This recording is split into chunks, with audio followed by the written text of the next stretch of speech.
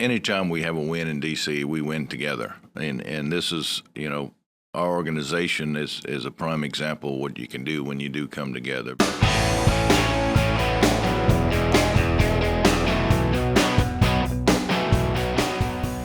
Hey everybody, welcome to the Louisiana Farm Bureau podcast. I'm your host, Karl Wiggers, and today we have a lot to talk about related to things that have been going on in Washington, D.C., but also things that have been going on here in Louisiana.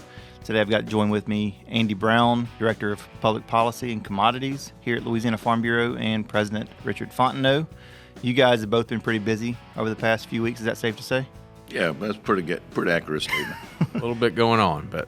Well, the first thing I want to talk about, we've not had a podcast for a couple months now because we've been busy with convention. Has been kind of the big beast here at Louisiana Farm Bureau. And Mr. President, it was your first it's the culmination of your first full year as president.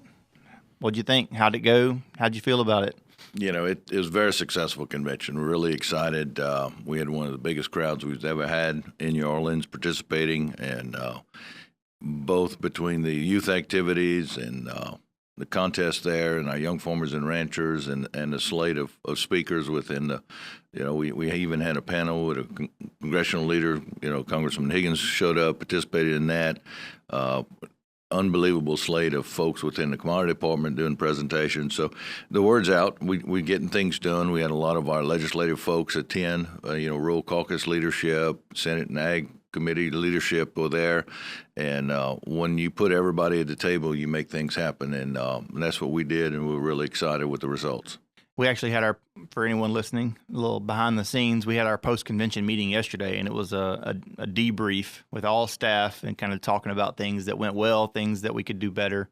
And one thing that kind of struck me was that a lot of things seem to have gone well. Andy, this is your first as director of your department, and you have a lot of new faces, a lot of new things going on. That public policy lunch that Mr. Fontenot just talked about was a huge hit. Packed room, having Congressman Higgins there is a huge deal. How important, I guess, do you see that lunch and that part of what we have at convention?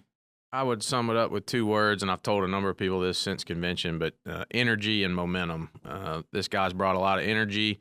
My staff, with just the youth that we have, we lack some years of service and institutional knowledge, but what we lack there, we're making up for in hustle and heart. So that seems to be what was reflected to our membership at convention across the board, not just my department. Y'all's, the whole team, a lot of just excitement, and that's a lot of fun to make. It's always been fun what we do, but it's we've got people paying attention and got some good momentum, and we're trying to leverage that in all the other stuff we'll talk about today. Well, I'm going to move on from convention, but the last thing I want to mention about convention for folks that hear youth contests or hear commodity lunches or meetings, that's a very important part of convention, but the most important part of convention is setting policy that leads to what we do here in Baton Rouge at the Capitol, or leads to what we do in D.C. in our advocacy. And I know how you feel about that, Andy Brown, but Mr. Richard, how important is that part of what Farm Bureau? I mean, that is what Farm Bureau is about, wouldn't you say? At the end of the day, we operate within our policy book. We often say and to have consensus across our great state, across all the commodity mixes, all the different dynamics, this convention allows us the opportunity to all sit at the table and look and have the grievances on certain issues, the conversations on the others, and mediate to a consensus. And that's what we do and wrap up in our policy book on Sunday, so that when Andy and I go to Washington, D.C., or if we go to the Capitol here in Baton Rouge, we have the consensus, we have the map, if you will, of what our membership wants us to key in on and make changes to and positions. And it's really important, because that's what allows us to speak with that one voice, because we go through these processes and have the conversation, and convention is the place we build that roadmap. Well, let's talk about that. Y'all just got back from Washington, D.C. So convention ended, I guess, right at the end of June. On July 4th, the One Big Beautiful Bill Act, I guess it's got an act at the end, but that was signed. That was signed into I guess, into law. It was signed by President Trump, and it is a done deal. The House and Senate finally came together on what needs to come out of there, and there was good stuff in there for agriculture. First time in a long time, we got some new investment. We're going to talk about that, but as soon as that was signed, y'all took off to Washington, D.C., it was that week, right? Pretty much that week it was signed. Y'all were in Washington, D.C. It got signed on the 4th. I think Richard went up on the 6th, and I was there on the 7th, and away we went. So y'all were not there for a signing or anything like that, but it just worked out really well with an American Farm Bureau president's meeting. What was that? What was that meeting about? What did y'all? I'm sure y'all talked about a lot of this one big beautiful bill, advocacy and work. But what was that trip like? You know, each year we do a Council of Presidents meeting with that AFBF, which is basically all the state presidents from our organization do a fly-in to D.C. and address whatever's relevant. And this year, the one big beautiful bill was definitely one of the topics, and because we worked on this for many months prior to this, and met with staff, looked at this, but at the same time, we had an opportunity to visit with some folks from the U.S. Trade Secretary Rollins with the Agriculture Department, and quite a few other folks that were there, because one big beautiful bill was a step in the right direction and tremendously impactful, and congressional leadership, I can't thank them enough for their support and their hard work to get this to this point. Now we got to look at how do we move our commodities? How does trade? And this administration has some different theologies, and it gives us the chance to have those conversations with the USTR and that administration on the impacts of some of their decisions to agriculture and how we can mediate some of those differences. So really healthy discussions and a great opportunity to be up in D.C. In D.C., you got to sit in a really nice hotel conference room. I'm sure that's where all those meetings were, right? Well, typically they would be, but there was a little special edition, and that's what's exciting. You know, Richard's been to DC dozens of times, I as well, obviously, but from my experience with Trump 1, the 45th presidency, the amount of access that we were able to get just high up in the administration is really multiplied for Trump 2, and so that was the neat deal. Richard and I both got to go to the Eisenhower Executive Office building, which is on the White House grounds. Mr. Netanyahu was coming up the front lawn while we were having a meeting, looking out the window just west of the White House. So pretty neat experience to be that close to the most powerful building in the world. I mean, talking about that access, obviously I would assume having the Speaker of the House from Louisiana is a big part of that. I mean, President Trump seems to be very pro agriculture, and having Secretary Rollins from the South. I mean, how many of those different factors are at play, or are all of those factors, is it safe to say, at play in giving that access and giving that, I guess, voice to farmers like you, Mr. Richard? I think at the end of the day, this administration realized who supported him throughout his campaigns, both in the first election and second, and he understands the impacts of our rural economies and what agricultural role plays in that, and the fact that, you know, Secretary Rollins, she does understand Southern agriculture, which is always a perk. And yeah, Speaker Johnson and Whip Scalise and those guys are really great leaderships. That gives us some opportunities. But I think even with that, I think the administration understands agriculture, understands impact. We saw him do some trade negotiations in his first term as president and do some things to offset some of those trade barrier conversations that they had. And we're having those conversations again. And he reassured us through his secretary, Rollins, that he's not forgotten agriculture. He's going to protect agriculture. He just wants to make sure that America comes first. And then we can, and he views agriculture as one of the most critical things out there. You know, you hear about security, but if you can't feed a country, you can't feed a country. Yeah. And he realizes that, and he wants to make sure that we're, from a national security perspective, agriculture is taken care of. Well, you know, I talk about access. That's not. I'm not saying that to just tout and make a victory lap that Richard and I got to go to the White House. Why I point that out is with what Richard just said. Before the day that we had our meetings there, Zippy Duvall has a relationship with the president of the United States and is in the Oval Office, and they got to tell us some fun stories about those conversations. And Donald J. Trump is a mountain of a man and has quite the reputation, and is a world leader for sure. But when you hear about the conversations between the biggest farm leader in the country with the biggest leader in the world, they're talking about cows and which ones kick harder and how you milk a cow and what's going on, with this crop or that crop. I mean, that's the difference of access. We always have access in Washington, D.C. because of the strength of our grassroots, but it's a little different right now where the level of conversation, the comfortable ability to not just talk about the places we agree, but then even some of the meetings we had were based around topics with this administration where we're trying to still figure each other out. So that was what sticks out to me with those meetings is we're able to talk about labor, able to talk about pesticides, but then also celebrate the investments and the movement of the one big beautiful bill all at the same time. Well, you mentioned earlier about convention momentum and energy. Yeah, I feel like that's been building for years.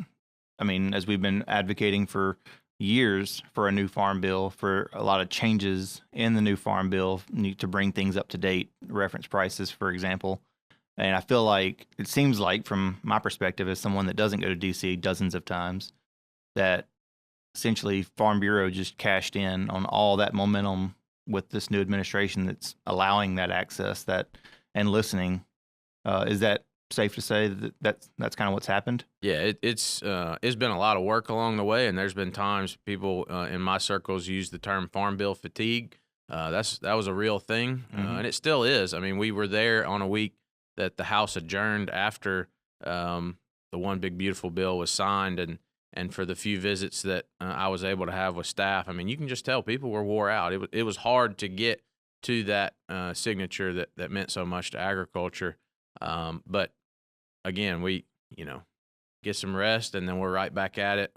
Still looking for a farm bill, still looking for trade, still working on things, but there's a lot worth celebrating. And it took a lot of hard work from folks like Richard, but folks before Richard and I, and a whole national American Farm Bureau and commodity groups, everybody. It's taken a full advocacy effort to get what we got in $65.5 billion of new spending in the one big beautiful bill. Well, let's talk about that $65.5 billion. That's one of the things we need to celebrate, because there is a lot in this new bill for Louisiana agriculture, for agriculture across the country. But I think there's a couple of things that really are going to impact our Louisiana membership, our Louisiana farmers. Let's kind of, which one of y'all want to tackle that? I mean, there's a lot in there. There's a lot of different components to it, and it's a fairly large document, and a lot of different folks had different opinions. But something that we look back and is the economics associated with the Farm Bill in terms of the safety net component of it is probably the number one target that we were pushing in terms of policy. We had ag lenders on our side, all our congressional leadership on our side as well, sharing that importance because the cost of production has increased.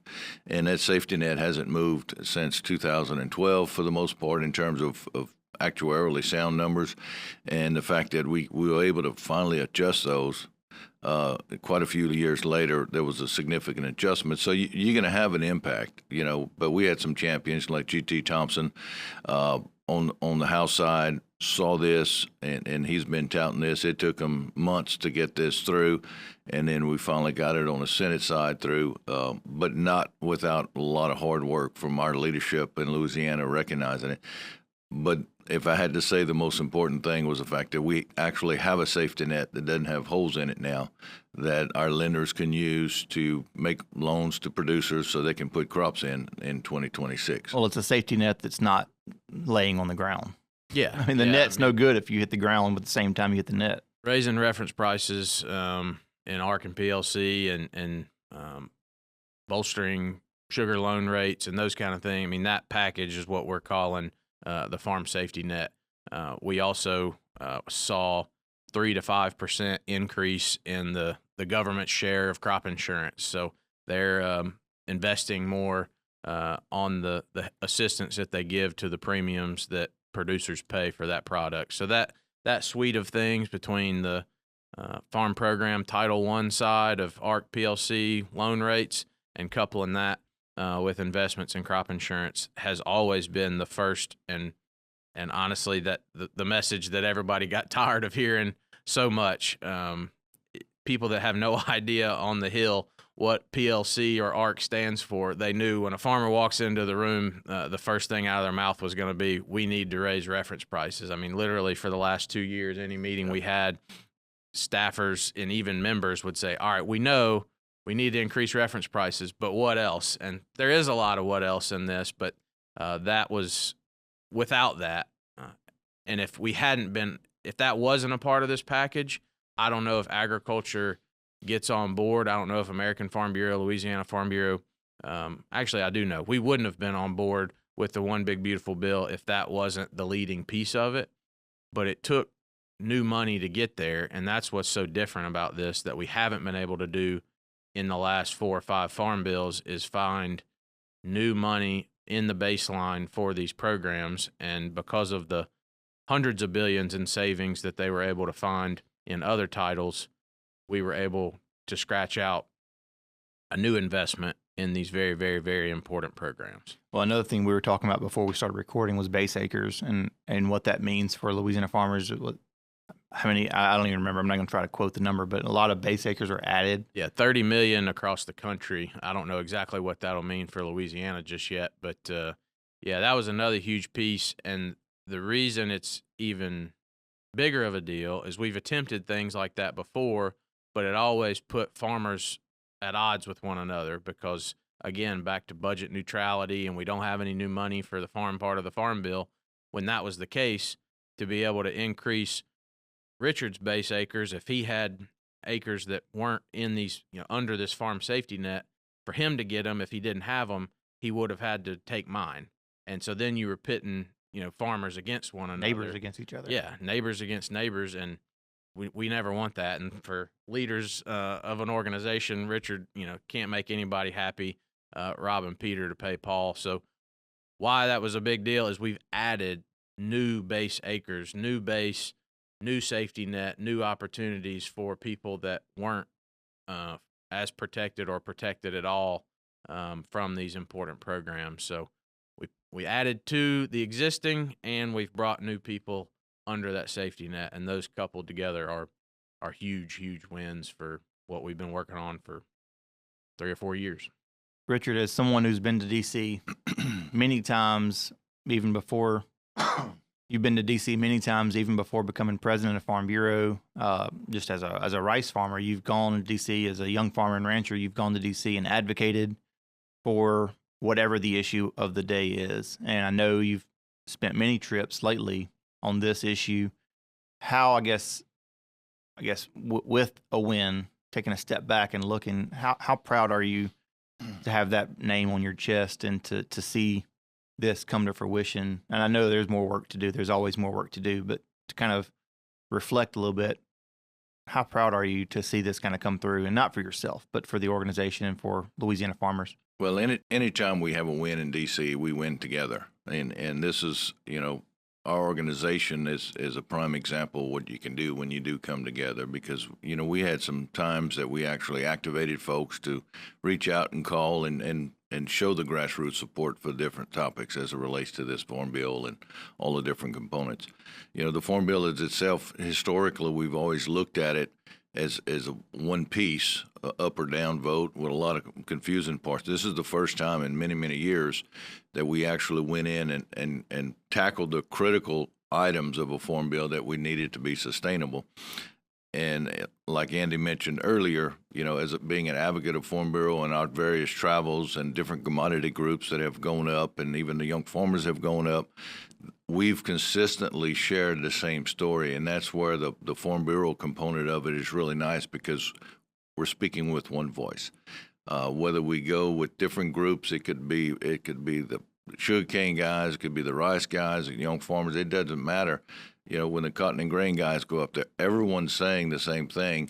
because everyone has that one voice and work together, and that's what Farm Bureau allows us to do, is to come together and make that voice. So yeah, definitely proud that we moved the needle, and we can't do it by ourselves. You know, we take that policy we talked about coming in convention, and we take those policy recommendations, we implement those as an organization, and this is how it makes it work. At the end of the day, this is our result. And just super proud of what we done. Super proud of our congressional leadership. I can't say enough for Speaker Johnson and Congresswoman Letlow. You know, when we got this out of the House, they fought tooth and nail to the last hour to be able to get this in the budget reconciliation compartment of it, and getting it in a continuing resolution and keeping all those things there. You know, we were the last hour, the last day, and our Louisiana congressional leadership took it to the finish line because we as an organization gave them the tools and the information and the backing of the entire state as it relates to agriculture to make that move. So yeah, that's where we make an impact, and that's how we move the needle. Yeah, I don't want to get too theoretical here, I guess, but if you just step back and want an analogy of it, I mean, farmers are pretty good at putting something in the ground and hoping and praying and working it hard for a long time and not sure what's going to come to fruition. I think that mentality is why agriculture, with the small population that we are, stay so engaged to advocate the way we do. It's Ag Month in D.C. This month. Council of Presidents was there. I know a lot of our commodity groups are there this week. I'm sure some other folks will be there next week, but we continue to beat the drum and do it in a respectful way. And that is, you know, now we're in harvest. Now we have a crop to bring in. We got to figure out what we've got. We got to figure out how to make it all work so that we can go on to the next thing and the next thing. And that's the leadership that I get to work for keeps that mentality at the forefront. And I don't think they know that all the time that's how they're leading, because it's just how they're wired. But it's fun to work for an organization like that. And not everybody in my line of work has advocates that stay engaged like that. So, you know, we talked about convention, and that is kind of where it all culminates. But the seeds planting and the work in it happens the other 360 days of the year, where we're having parish meetings, we're having commodity advisory committee meetings, we're taking young farmers, 12, 15 of them at a time to D.C., we're having women's leadership events. All of that culminates to that policy book and that process that happens in a 3 or 4 day window. But we gotta keep that well-oiled machine oiled for things, to get to one big beautiful bills. I mean, it really, that's how it works. That's how it comes together. And if we don't do all those other things, then $65.5 billion doesn't happen. Well, let's talk about really quick. We're going to wrap this up, but what's next? I guess I know that what we tackled and what we got in one big beautiful bill was stuff budget related and like that had to happen within the mechanism that it did. But there are other farm bill, there are other farm needs that are still going to be addressed. I'm going to jump in real quick and just say, first, we've only touched the tip of the iceberg on what is in one big beautiful bill for a bunch of our members. We focused on the safety net because that's priority one. But I'm going to steal your thunder. In the show notes, we'll have a document that my team's put together, and there's something in there for everybody. There's specialty crops. There's research investment. There's livestock. There's a lot of disaster programs that we have some particular wins in. So we don't have time and not real sure. That's something I would ask too, listeners, if you're watching this and in the comment section or on social, let us know, like, do you want to hear the narrative of how we got there, or do you want Andy to sit on here and read off to you our fact sheet and tell you all the X's and O's of one big beautiful bill? We'll do either one, but we got to know what you want to hear. But I just want to put that out there, that there is a ton in this that we didn't cover today. But as you just said, it's done. We're moving on to the next thing, and I'll let Richard kind of tell what else we worked on and where we're headed. I'd probably say the biggest challenge in the forefront is we got this. It's going to be executed. You heard us talk about earlier. We were in D.C. We worked with Trade, USTR, There's some new appointments there, and U.S. Trade Representative is negotiating currently, as everyone sees, with various countries and different tariffs on imports and exports and the like. Well, ladies and gentlemen, we export a lot of what we grow. We do have imports as well that compete with some of our production. So those balances are really critical to the infrastructure and the flow of our commodities in and out. As a rice farmer, trade is very important to me. We send a lot of stuff out to Mexico and Haiti and a lot of other markets, and some of those opportunities are having some hindrance with some of these conversations, and it could kind of slow down that supply chain, which could have a big impact. And those are the kind of things that we're having conversations. In fact, we were up there, Andy and I went visit with some of the USA Rice folks in D.C. and make sure we're on the same page as we're trying to move the needle as it relates to trade and our producers. And I know he's going up. Crawfish guys are still working on some trade issues as it relates to imports that are unfairly competing against some of our domestic production. So if I had to say the big topic, if we do another podcast down the road, would be trade, and how does trade impact our producers coming and going, if you will. Yeah, I'd just say we got the floor raised. Now we need to raise the ceiling. We've been playing a lot of defense and try to keep folks in business. Now we want to go and find how to maximize that hopeful upcycle in the farm economy that comes around just historically.